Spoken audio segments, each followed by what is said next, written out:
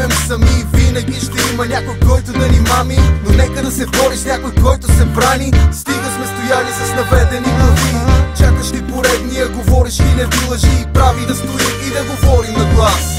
И когато някой пречи ни да не е един от нас, дори не ни плаше, как спечелили сме ги отдавна. В силата ни някой се съмняваме отдавна. Малкият народ от 15 века все върви по цялата планета. Ще оставим следи, не става дума за бунт, а за гражданска позиция. Една междучовешка душевна коалиция, водена от смисъла, че българи сме на земята. Ние сме народ влюбен в свободата. Чакаш мене, аз не сме останали само тази наша свобода. Можем ли да я опазим? Чакаш мене, аз не сме останали само тази наша свобода. Можем ли да я опазим? Времето дошло е всички тук да се изправим. Стига вече глупости, нека ги забравим. Знам, че от нас зависи как ще продължим.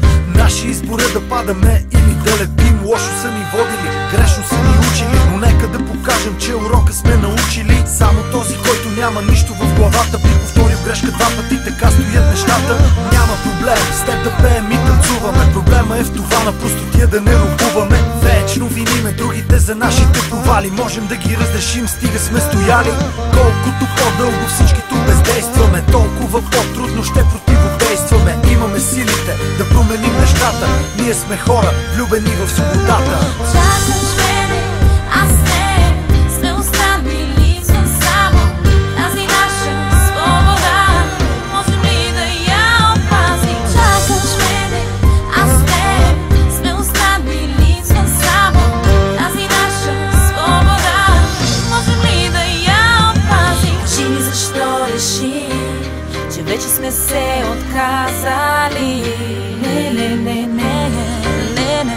Не виж греши. Силата в нас и знам ще дойде нашия час.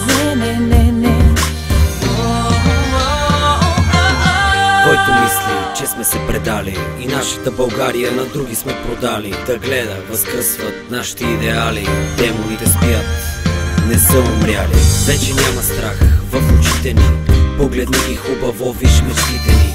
Няколко милиона българи сме на земята, но вече знаеш, влюбени в свободата. Чакаш мене, аз не сме останали само тази наша свобода.